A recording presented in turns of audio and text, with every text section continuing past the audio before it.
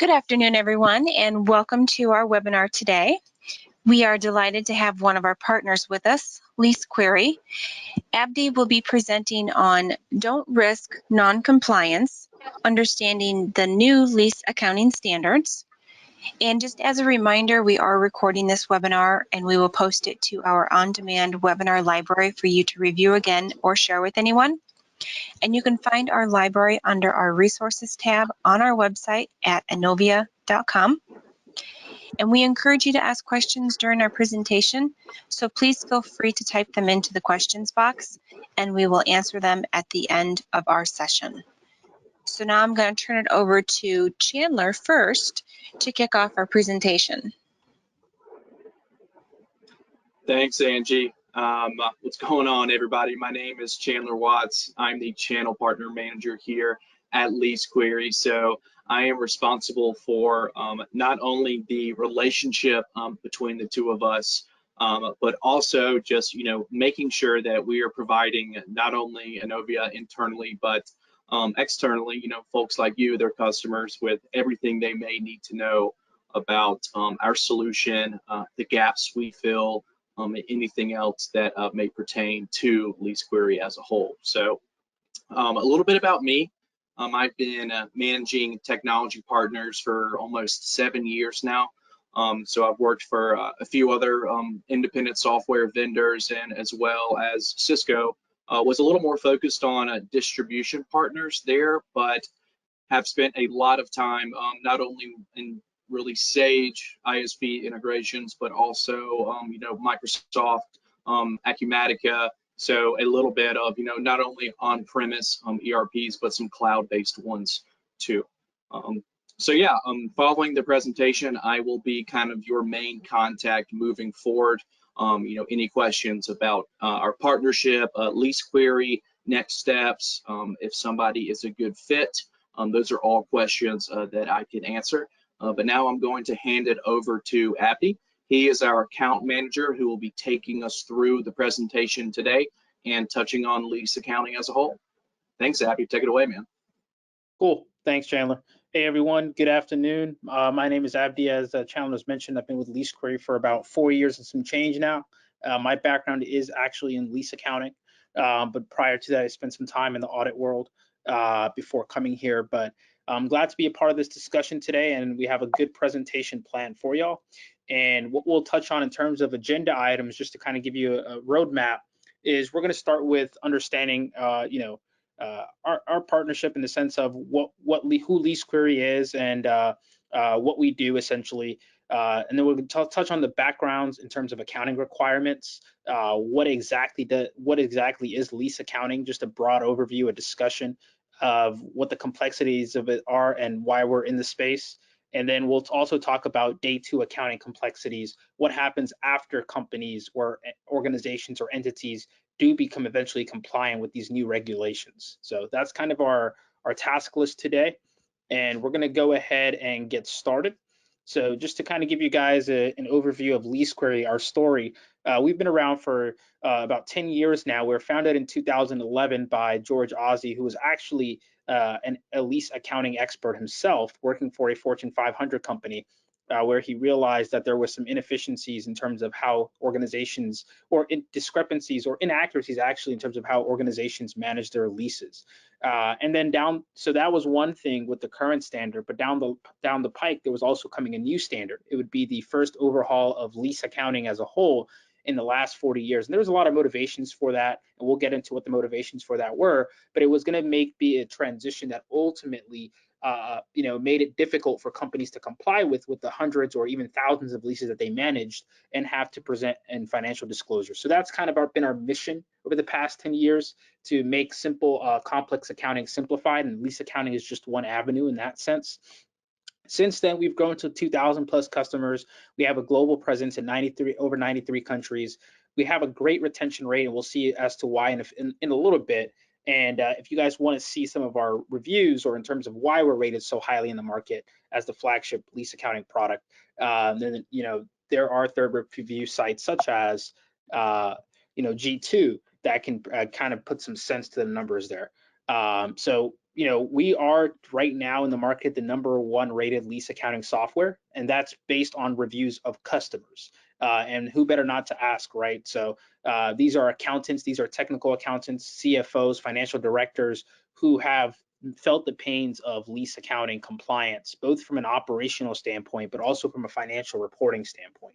So, and that can be found online, of course, on any of the third-party rating agencies. So, but that's a little bit about us, and we're really going to get into the meat of it, because I know a lot of you may be wondering, what complexities come with lease accounting? Why is it so important? Why is everybody in a fuss about it? But before we jump into that, I think this will actually be a good pause for a quick poll question, since we have 4 of those. So the first poll question is, how many leases does your organization have? So, the options are less than 10, 11 to 100. Maybe you have 101 to 250, 251 to 500, and 500 plus. So regardless of how many leases you have, this is going to be a project that is pretty much going to take a lot of effort and understanding of technical accounting when it comes to leases and day-to-day management. So, all right. So it looks like we got our results. Looks like 50% of you guys have less than 10 leases, and the remaining have between 11 to 100. So that's actually a good breakdown there. And as you guys will realize, whether you have 1 lease or whether you have 1,000 leases, you're going to be facing the same problems. Perhaps not in the same level of quantity or volume, of course, but generally the same issues are going to be faced regardless of portfolio size. So pretty much, let's break down, I mentioned earlier that there was a change instituted by FASB, the Financial Accounting Standards Board, that oversees accounting regulations, guidance, or pronouncements. This was the first overhaul of lease accounting in over 40 years. And what was the reason for it? Well, it was a long time coming. There's a lot of motivations for it, a lack of transparency, if you will. And, let's dive into that and see the basics. Well, as you know, if you have audited financials, or even unaudited financials, maybe you're a small mom and pop, you're probably going to have to put together financial statements at some point. And that's going to include a balance sheet and, of course, an income statement, or otherwise known as a profit and loss (P&L) statement. On the balance sheet, as we know, that's a financial snapshot of a point in time. So that's just looking at any point in time in this month of July. What are our assets? What are our liabilities? And what is our equity? Whereas for an income statement, that's a financial performance over a period of time. So we're looking at how much revenue have we had for the quarter or for the year, minus our expenses, allows us to understand what is our net income. When we think about leases, we of course leases every month. So what a leased asset is, for anyone who's new to this, is pretty much we have a vehicle or equipment or real estate or land, or it could be anything in any capacity, server space, satellites, whatever the case may be. We are leasing that asset from a vendor and are using it to our benefit, our organization's needs. So of course, we're going to have expenses that we incur on a monthly basis, meaning that we pay the vendor, maybe it's enterprise and we're leasing vehicles, and we pay them a monthly amount, and that's our expense that we incur. When we think about it from an income statement standpoint, the expense was always properly recognized as an operating expense on the income statement, so that we subtracted it from our revenues and we're able to arrive at our net income. So no changes really there. The real issue when it comes to the lease accounting was there was no representation on the balance sheet. So when you think about it, if you're looking at a large organization's balance sheet and you want to understand what their financial health looks like, and you're evaluating them maybe for investment purposes, and they have a large leasing footprint, maybe they have thousands of assets, that means they have a lot of liability on their hands. They owe a lot of payments on a monthly basis to the vendors of those assets. That would not be apparent on a balance sheet prior to this rule change. You would have to be a real geek about it and go into the footnotes of those 50+ page financial statements and really dig in the verbiage to figure out in words how much leases they had, and then make sense of how big of a liability that was. There was not really a lot of transparency. And a good example, and the one that we like to throw around, is in airline industry. So take Delta, for example. Delta, thousands of flights a day. And all of those airplanes. A normal person would assume, oh, Delta's fleet is well managed. They own it. They maintenance it and whatnot, maintain it and whatnot. Actually, they lease all those planes. They lease it from companies like Boeing and Airbus, for example. But you would not know that if you looked at their balance sheet under the old rules. You would think that Delta's doing pretty profitable in terms of their assets and liabilities on their books, and that they're a financially healthy company, and you may want to invest in them. Which really is, if you peek under the hood and you look in their financial statements, it may or may not tell a different story, which is to say you would have a full picture of what their lease liabilities are and, you know, all the assets that they should have on their books. And you know, there was a loophole too. You may wonder, well, how are companies able to get away with this? There are two types of leases. There is an operating lease, which is what they've structured these airplanes as, and any company at the time would say that their leases are operating. And then there are capital leases, which more are like financing arrangements, where maybe you own the asset at the end of it after paying it off.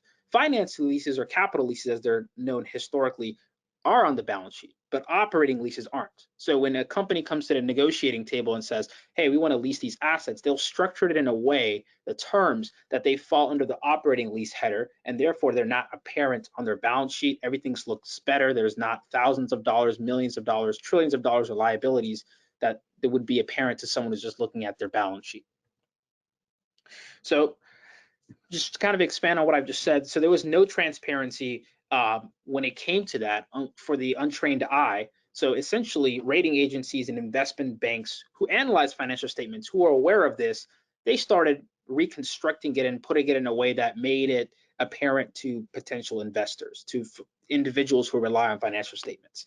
But they were coming up with their own rules and their own ways of recognizing, hey, this of making apparent what the financial health of a company is when it comes to lease liabilities. So there was no consistent way of doing so.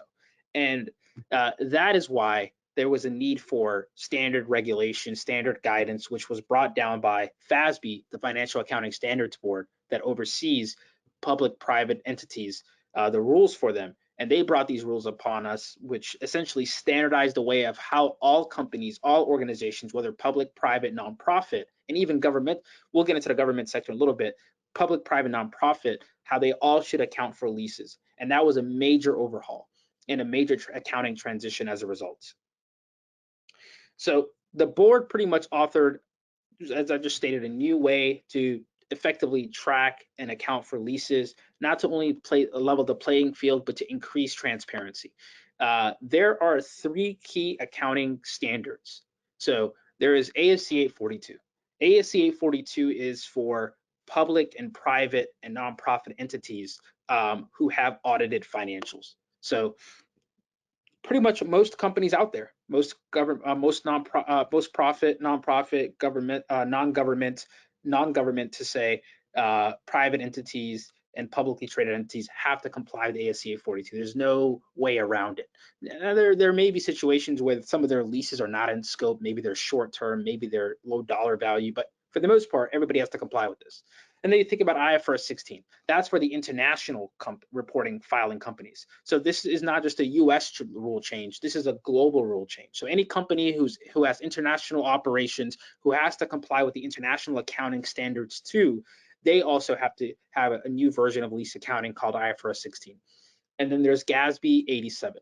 That's for governmental entities. So the government side, the government sector has not escaped this rule change either. So when you think about municipalities, states, counties, public libraries, anything you can think of as a government-run entity is going to have to comply with GASB 87 at the, not the federal level, but the state level, if they have any leases. But the ultimate goal of this change was to create a sense of transparency, and ultimately for the investor, if we're talking public and private entities, to create a larger amount of confidence within the financial statements and to close loopholes that may exist. So that's a long-winded response there, but before we move on to the next slide, I want to pause here and let's go through and touch the second polling question that we have. All right, so the question is, what stage of the lease implementation process is your organization in? You know, are you guys early stages? Are you evaluating and selecting software? Are you consolidating, collecting lease accounting data? Are Are you perhaps even deploying and you're ahead of the game, or you've already, you guys already done the implementation and now you're compliant?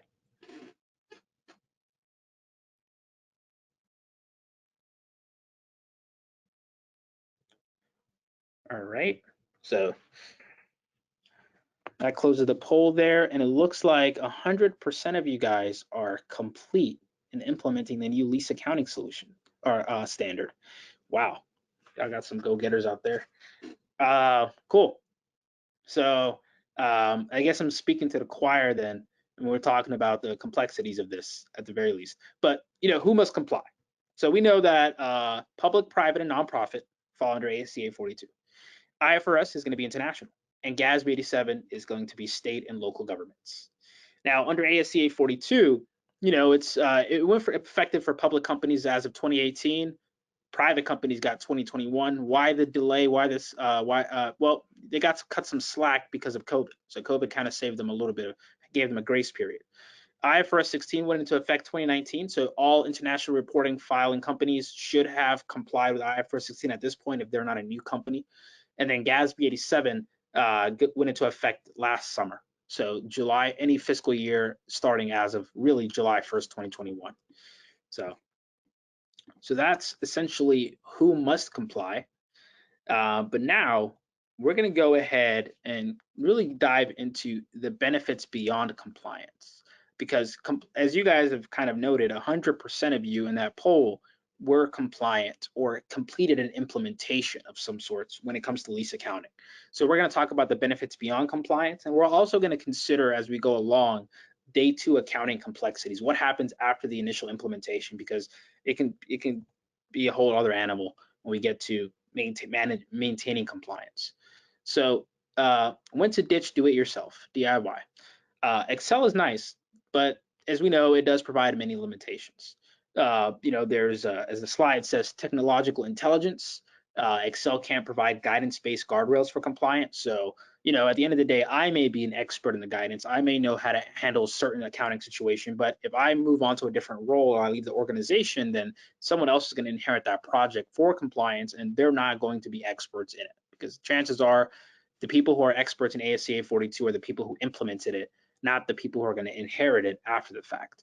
So a system can provide you technological intelligence in the sense that it tells you what's in scope and what's not in scope. It allows you to see where the guidance is stemming from, so you can corroborate it by looking back into it.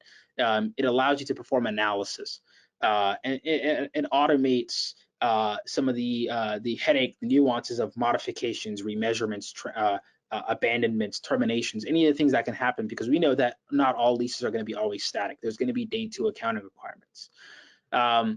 It's a collaborative database, role-based access. If you have sensitive data, especially with those leases, you want to limit who can see what and what actions they can perform, but also have a separation of duties where someone with an accounting oversight has to review and approve. Not to mention, a lot of the organizations we work with, they delegate a lot of responsibilities outside of the accounting function.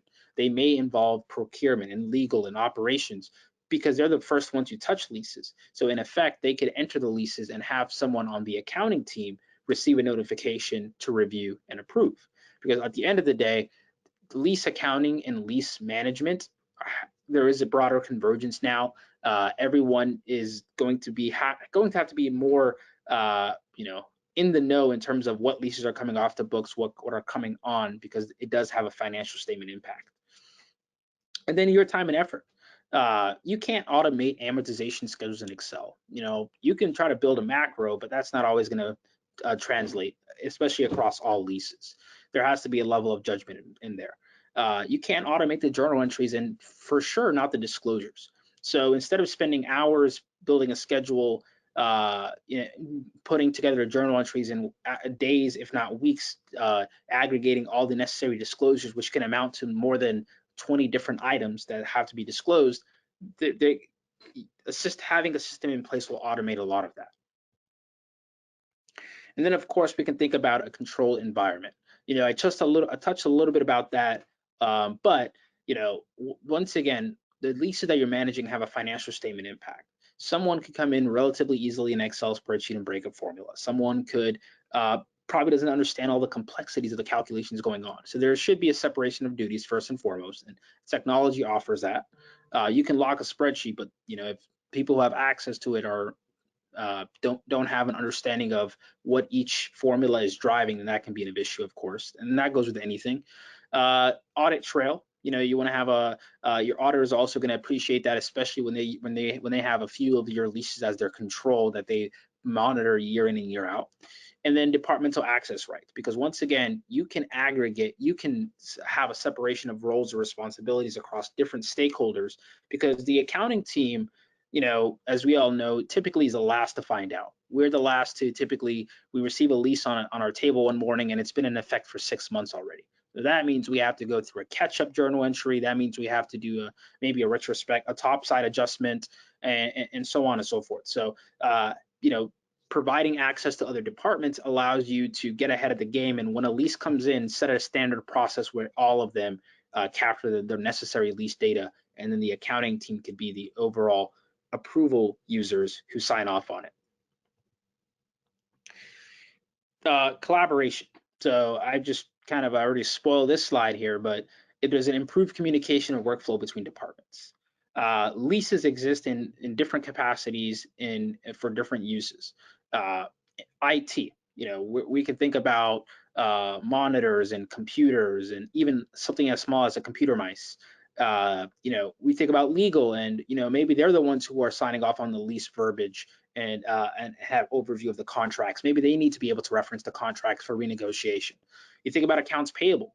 They may necessarily not have any leases, but they are the beneficiary of what the efforts of the accounting team in terms of what needs to be expensed every month, what needs to be recognized as accrued deferred rent or prepaid rent today or going forward.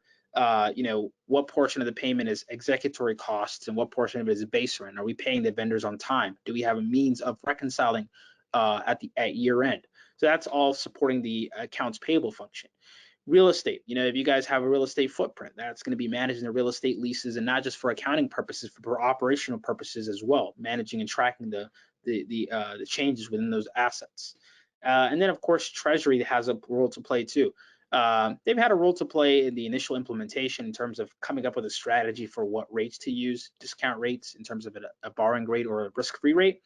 But going forward, they also have a role to play too, because your rates are going to change year over year, month over month, not for the existing leases, but any new leases you acquire. So they have a role to play there in terms of keeping you guys in the know in terms of what the most recent incremental borrowing rate is for the company, or what risk-free rate to use, and so on and so forth. But these are all departments that work together, whether they are the originators of the leases or whether they are just relying on the outputs provided by the accounting team who's managing the leases from an accounting standpoint.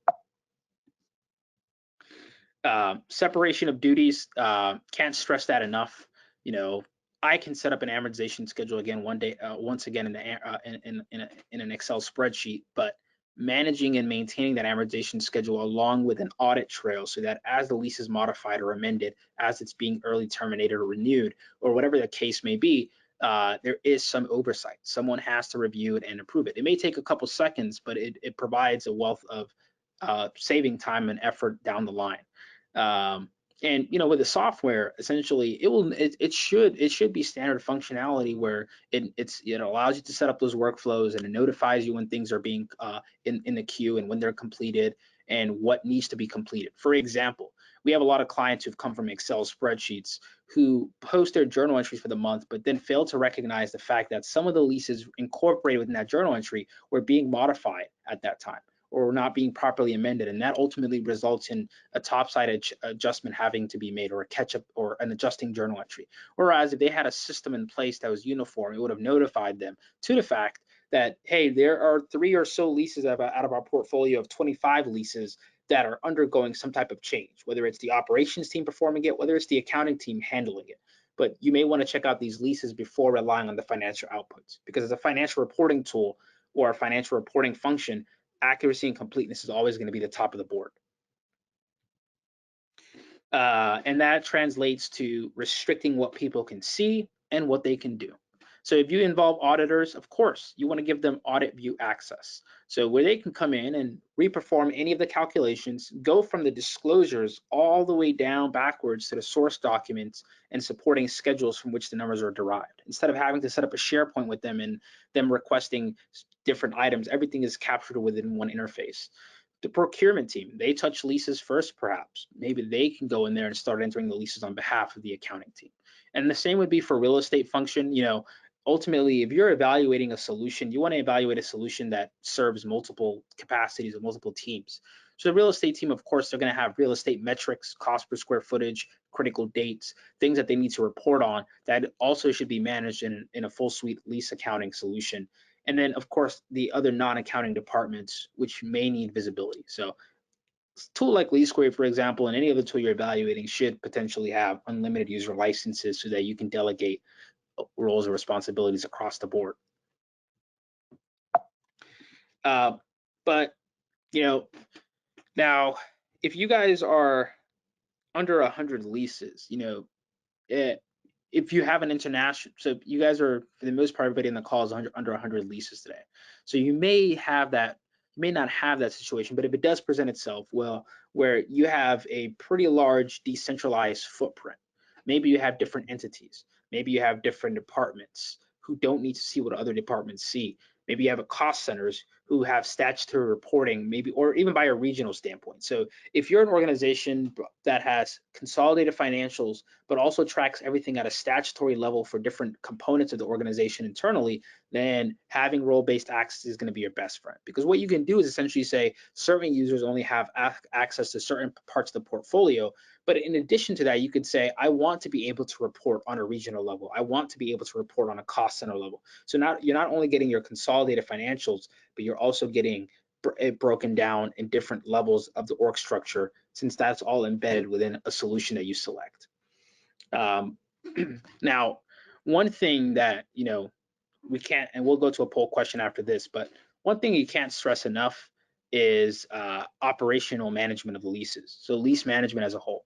I mentioned earlier that there is a broader convergence between lease accounting and lease management. And a good example of that is renewals, termination options, certain covenants and clauses, rights and responsibilities, expiration dates. Those are all important because all of your leases are now going to be on the balance sheet.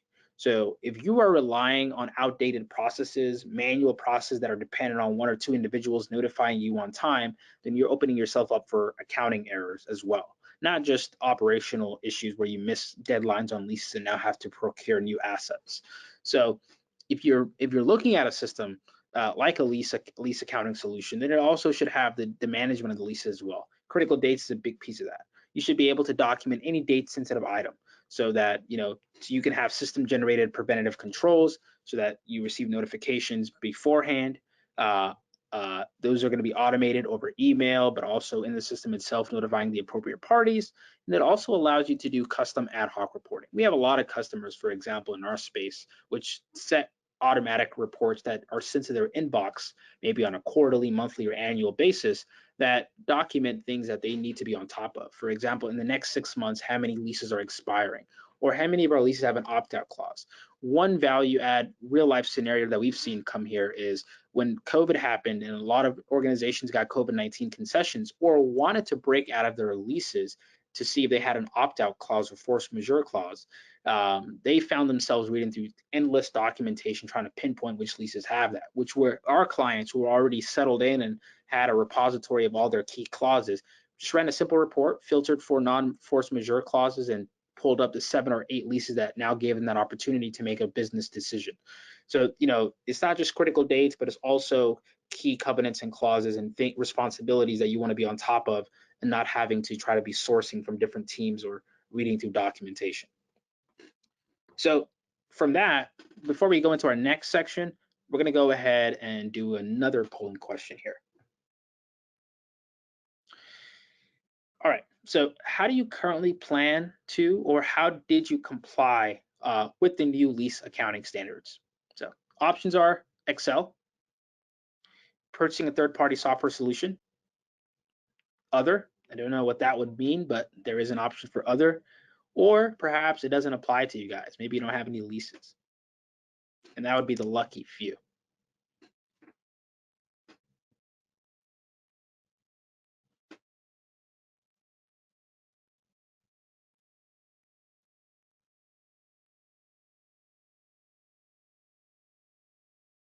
All right. Seems like everybody's doing it in Excel. Wow. So you guys are definitely well suited for this presentation. Hopefully we're changing some minds there. Cool. So improved audit efficiencies. Let's talk about that. So for those of you guys, which is everybody on the call today, who's using Excel, you may have an amortization schedule like this. This is a nightmare to maintain in Excel. Now, it's not a nightmare to set up, I would say, because once you've set up one, it's now just redundant, but it takes a lot of time, and one cell that's mispopulated can cause a plethora of issues. You may miscalculate your liability, maybe overstated, maybe understated, because all of these formulas are in effect dependent on one another. The only thing that's not dependent on anything is going to be that cash column on the far right or on the far left. But if you have an amortization schedule like this in Excel for all of your leases, so at the very least, for those of you guys who have 5 leases, you have 5 schedules. For those of you who have 100 leases, you have 100 of these, which just sounds like a nightmare. But when you look at the amortization schedule, you're going to have 2 sides of it. You're going to have the balance sheet impact and the P&L impact. The balance sheet impact is, for first and foremost, you're going to have the cash in the far left, and that's the money going out the door every month. And then you have the liability lease expense. That's the imputed interest. So for operating leases, we don't have interest expense on the P&L, but we do have something quite like it, and that's imputed interest, and that factors into the calculation of the overall liability. And then you've got a liability reduction, which is just your payments that you're making every month, that the cash portion that reduces the liability. And then you've got your total liability. So up until now, we can kind of look at this as a car note or some type of mortgage, where we have a present value calculation, which is our liability, and every month we can reduce our liability by recognizing the difference between cash and imputed interest. So that liability reduction column every month reduces systematically our liability. Now, in addition to that, if you have a classified balance sheet, you're going to have to break out short and long-term lease amounts. So the system software will automatically do that for you, with short-term liability being just anything that's due in the next 12 months, and long-term liability meaning anything in excess of 12 months. And then after that, you've got your net asset balance. We're going to skip a column. You've got your net asset balance, and this is the right of use asset that's going on your balance sheet as opposite to the liability. And every month that's going to be amortized by that asset lease expense that we're recognizing. And then on the far right, you've got your total lease expense. So if you guys recall from the beginning of the deck, I mentioned that this is really a balance sheet change. If you guys have been historically accounting for your leases correctly when it comes to the expense that you're recognizing, in other words, if you've been using accrual accounting and straight lining your expense, then what you were doing yesterday should be exactly what you're doing today, unless that lease, of course, is amended or something happens. But so this total lease expense should have carried on over from 840. Now, we do have a lot of customers who've been using cash basis historically for whatever reason, maybe because the difference was immaterial. So they've been just booking cash equals expense every month. But now under 842, if you're doing it by the letter of the law, you do have to do a straight line basis. So you will have to transition to using calculate your expense on a straight line. So, while previously the journal entries were just cash and expense, now it's going to be not only the cash and the expense piece, but also the amortization of the liability and the corresponding amortization of the ROU asset and any additional ancillary impacts. So, but this at the very least is what you're going to need. And with a system, it'll automatically generate the amortization schedule for you. You just need 3 key ingredients. What rate are we using? Meaning what is the discount rate? That may be a standard incremental borrowing rate you guys may have, or it may be a rate implicit in the contract. A third option for private companies is a risk-free rate, but you define the rate you want to use, you specify the term of the lease, the start and end date, and factoring any potential renewal options you may consider, and you specify what the payments are going to be, the cash column. A system should handle the rest. Everything from right of the cash column should be handled automatically. The calculation of your liability and the corresponding ROU asset. That's the goal there. And as a result of that, then you would be able to generate the ongoing journal entries, not only on adoption, but moving forward as well. On adoption, the journal entry you're going to see is essentially, first and foremost, let's say you're a calendar year company. You adopted January 1st of 2022. So in the month of adoption, you should have had 2 journal entries. On day 1, you would have recognized the new liability and ROU asset on your books. On day 2, which is January 31st, you would have recognized the adjustment to the liability and the asset over the course of the month. It's probably gone down, and the cash and expense made at the for that month. But within a system, it should be able to condense that for you to maybe a single entry like we have here. So in the month of adoption, which in this company's case was January 2020, recognized cash to the credit, the corresponding expense. And then we de-recognized some non-applicable items. So for those of you guys who have yet to push the button on adoption, just note that there are some balances on the balance sheet today under the old standard that will no longer be applicable under the new standard. And those are going to be things like incentives, deferred rent, prepaid rent. Incentives meaning like tenant improvement allowances and leasehold improvements. If you guys have those on your books today, just know they're going to come off the books going forward once you've crossed the line into 842. Now, what's going to happen to those? They're going to be cleared out with a debit, and the adjustment, the offset, is going to be to your ROU asset. So if you guys have any of these components, an incentive, a deferred rent, or prepaid rent, it's already safe to assume that the asset that you recognize on January or whatever your adoption date is going to be automatically less than your lease liability. In the case of deferred and incentives, in the case of prepaid rent, your ROU asset would be greater. But that's getting too technical in the weeds. But essentially, you're removing any non-applicable items as a result of this adoption, and you're recognizing an ROU asset, recognizing a short and long-term lease liability, and the stuff towards the bottom, the last 3 line items, may not apply to you guys. If you don't have an international footprint, then you don't need to have gain or loss on foreign exchange or CTA, which is currency translation adjustment. In the beginning, deferred rent amount may not be applicable, but everything above that is going to be something you may see on adoption. And the system should automatically generate that for you based on the results of the amortization schedule. So the first thing you should get always is the amortization schedule. Secondly, based on that schedule, you should be able to get automated journal entries, not only on adoption, but fast forwarding post-adoption as well. Now, not to shift gears a little bit here really quickly, I'm curious to also know, I know that's not a polling question, but wish I could ask you guys this, how, if you've taken advantage of all the practical expedients that exist under ASC 842, because there are a couple, about 6 or 7 of them, and their job is to make life easier. Some of the popular ones that we know in the off top of mind is short-term leases are not class capitalized. So we know that anything under 12 months or less is not capitalized. It's just cash and expense, dependent on if there's a renewal option that you're not considering, and you haven't factored that in. We know some of the common ones, but some of the uncommon ones, one of them, for example, has to deal with lease classification. So we know under going to 840 to 842, we have operating leases under 840, we have operating leases under 842. We have capital leases under 840, we have finance leases under 842. That's just a name change. Nothing changes accounting-wise for capital to finance. Everything changes for operating to operating under 842. But the classification criteria also changes. So you must have a system in place or some type of controls in place to help assess if what you're populating is properly classified. The new standard doesn't allow grandfathering of errors, so you should have been doing it correctly to begin with. And for new leases you acquire after adoption, you also have to ensure and do an analysis of if they're being properly classified. That's where software can help, at the end of the day, and this is what we're doing right here. This is a system generated result from within LeaseQuery that walks you through the different scenarios that were analyzed or assessed to come to the conclusion that this in fact was an operating lease. And there are 5 criteria. Is there ownership transfer? Is there a bargain purchase option? Looking at the lease term and seeing if it exceeds 75% of the remaining useful life. Looking at the fair value and if it meets the 90% fair value threshold. Is a lease specialized use? That's the 5th test under the new standard, meaning that is this pretty much going to be a useless asset after you're done with it? Did it only serve one purpose?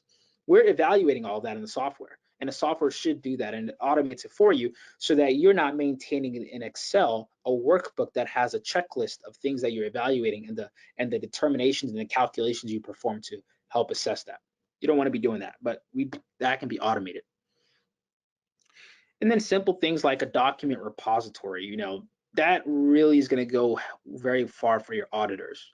Being in the audit world myself for a little bit prior to LeaseQuery, the SharePoints and requesting things were a burden on both sides. I hated waiting for them. You guys probably hated my emails requesting them.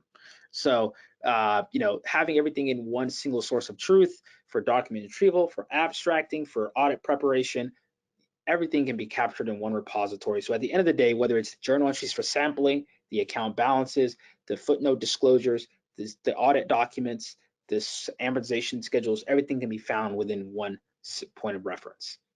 Like this lease abstract, for example, which is very useful for other purposes too, like the operations teams that may be using the software or sharing it with a third party outside of the organization. We've already covered this a little bit, but audit trails at the end of the day are going to be important because it's a means of control for internal accounting purposes, and then for your auditors if they're trying to walk back exactly what's performed in terms of the leases that they've been using as their control for the past few years, especially with turnover in staff and promotions and whatnot. You want to be able to walk. The worst thing when I was a corporate accountant was inheriting a spreadsheet for whatever I was doing and some type of accrual and not recognizing or needing the support of someone who's been promoted 3 times to understand exactly what's going on in that spreadsheet. So audit trail is going to allow you to automate some of that, where new individuals, but as well as existing staff can follow along and your auditors. Audit reports. So the system can act as the PBC, prepared by client list, for your auditors, cutting down on client burden during audits. I think I've already beat a dead horse with this one, but eliminating SharePoint at the end of the day. That's kind of the idea there. So, now we've talked about that. So when technology saves you money, your return on investment. So avoiding unnecessary month-to-month evergreen fees. So, preventative controls, ensuring the accuracy of rental payments. There have been a lot of, and you guys may be able to speak to this, but there's been a lot of instances where we come across clients who have been overpaying for years, underpaying, perhaps missed a payment. I would like to underpay, but missed a payment, and so on and so forth. You can't rely on the AP team just to do it alone. There has to be an effective means of reconciliation. And a subledger like a lease accounting solution, effectively as it would be serving, should support those multiple functions. It should automate the AP side, should allow them to do reconciliations, and it'll also automate the general ledger GL side to support the balance sheet. And then reminders, of course, small things. Most organizations forget that they have a refundable security deposit. It may be $1,000, but that still goes a long way. So, reporting on an ad hoc level, receiving notifications, being on top of what's happening, and having organizational visibility, that's going to be your return on investment. Not to mention the overall nature of the complexity of complying with ASC 42 or IFRS 16 or GASB 87, and just having something to help automate that, so you don't have to be an expert in the accounting. The system will be the expert for you, and it's just a matter of loading the correct information and complying with the alerts and the notifications that we provide. So before we do that, let's go ahead and jump into our last poll question, and then we'll open it up for questions. So last poll question is, what stage of the lease implementation process is your organization in? So, and I believe we already may have asked this question, but early stages of assessing implementation, evaluating and selecting software, consolidating, collecting lease accounting data, deploying software, or implementation is complete. So apologies if this seems redundant, but we'd love to hear where you guys are at.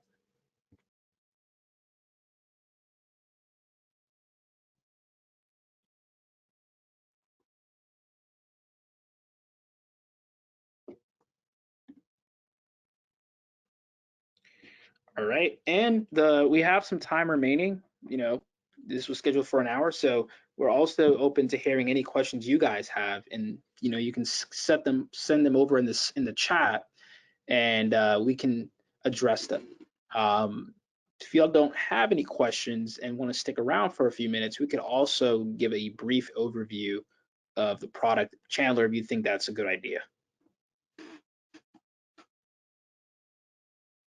Yeah, no, I would. I think we got a little over 10 minutes, so if we can buzz through maybe the dashboard, I think that's good. I know I did already kind of reiterate a little bit at the beginning that I will be the contact moving forward, and as far as follow-up goes, I'll send some stuff to Angie, and I know Angie will reach out with the recording and whatnot. So as far as getting my name out there and my email and contact info, I think we have that covered. So yeah, if you want to buzz through the dashboard, I think that'd be a good way to kind of put a picture to the description so far. So Gotcha. All right, so I'm gonna go ahead and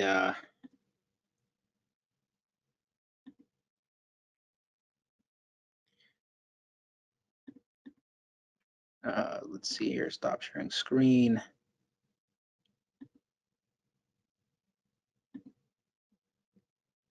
Chandler, can you let me know when my screen is showing? okay, not showing yet. Still just seeing the go to webinar base. Okay.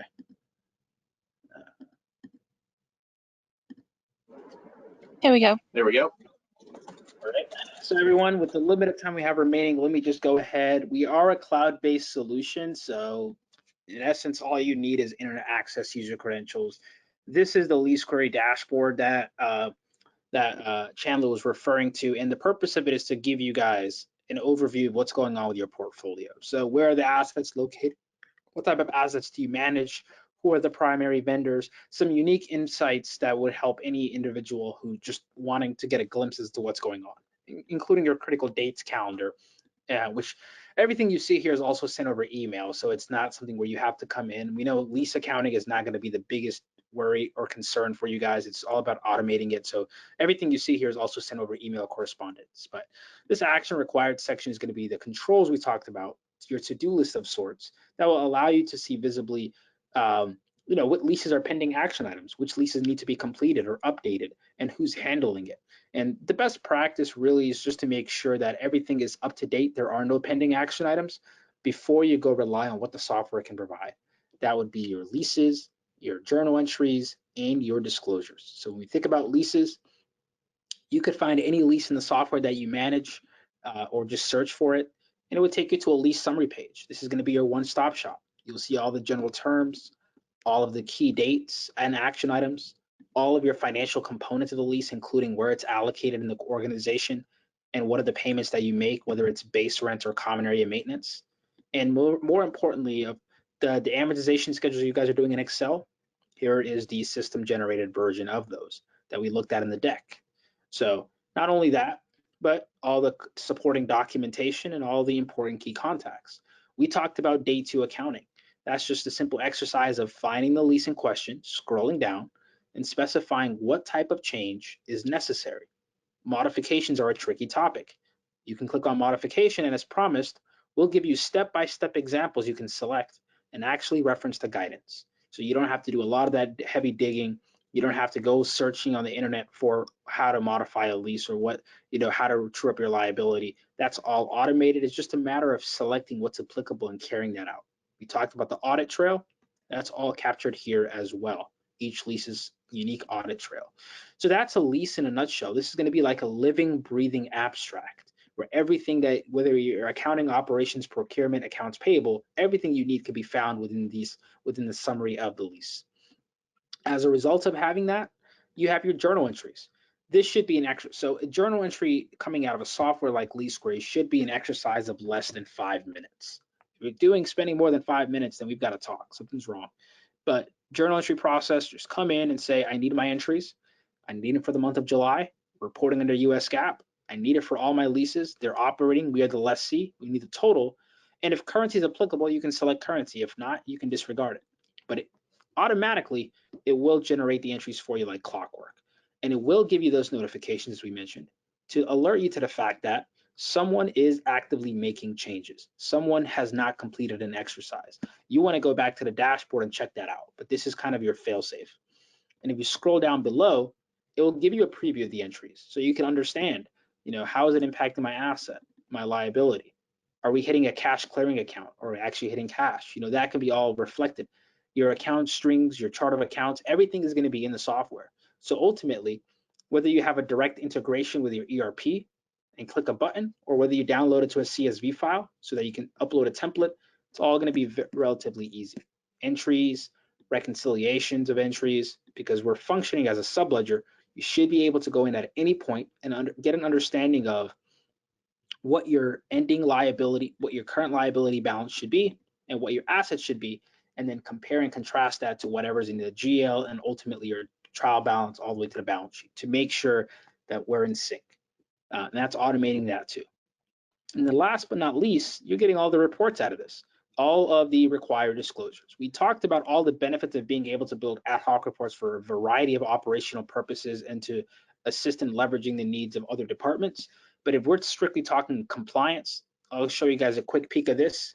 A lot of you guys may have just adopted, so you may not be introduced yet to the complexities of disclosure reporting under leases. But if we go under 842 here, if you guys have a finance lease, maybe just one finance/capital lease, there are going to be upwards of 9 to 10 items that you're going to have to disclose.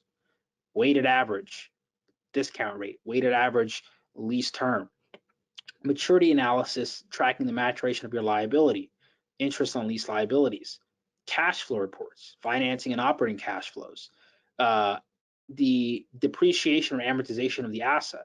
And then to supplement that, you're going to need to manage a liability roll forward and an asset roll forward and a depreciation roll forward. All of that is automated here. If we look, that's just finance leases. We think about operating, and there's actually more reports.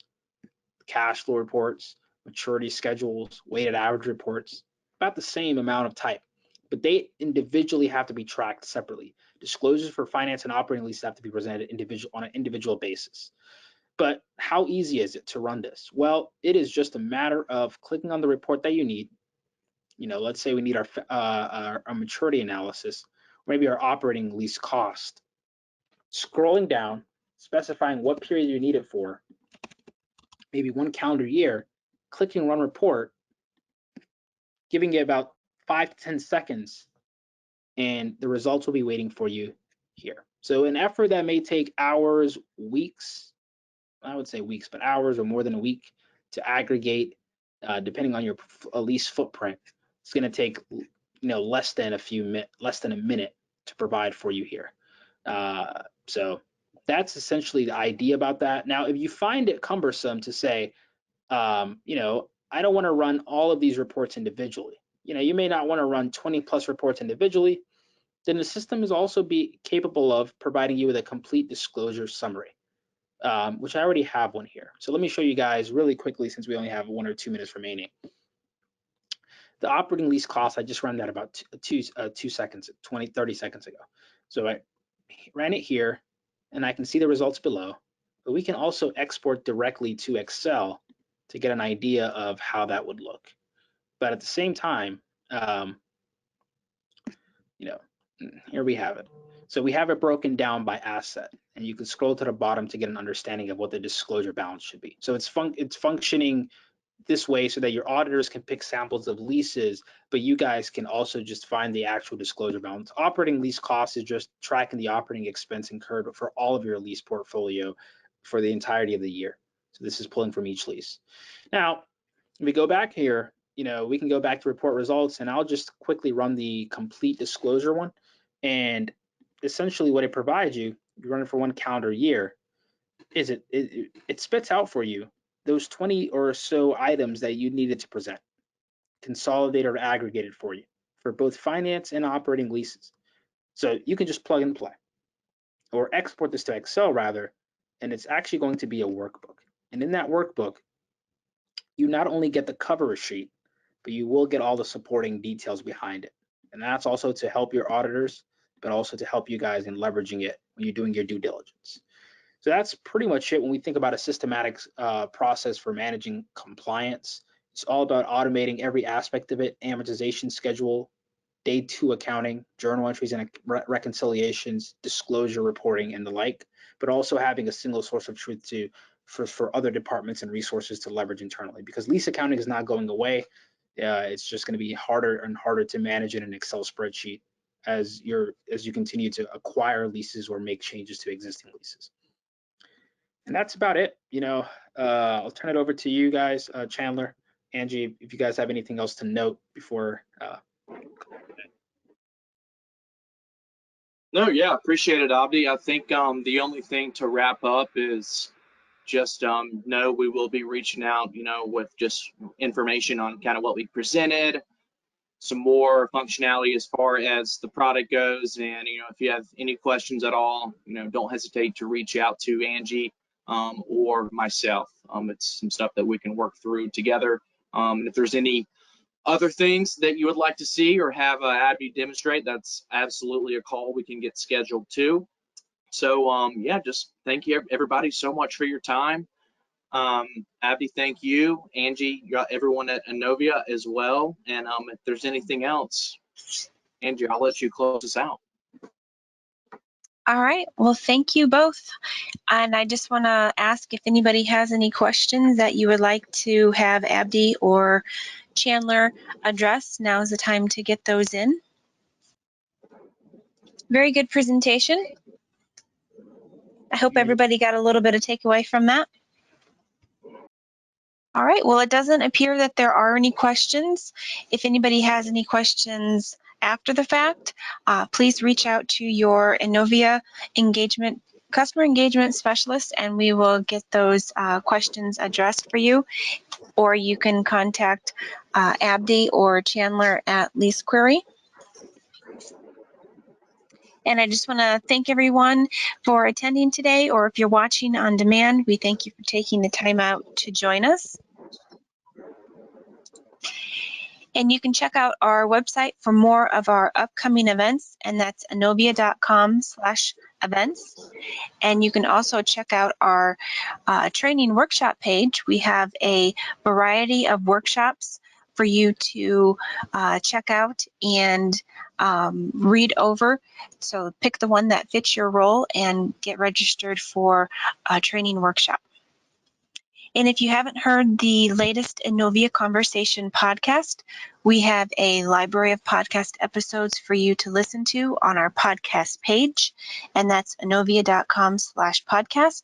So browse through the selection and subscribe so you'll get notified when those new episodes air.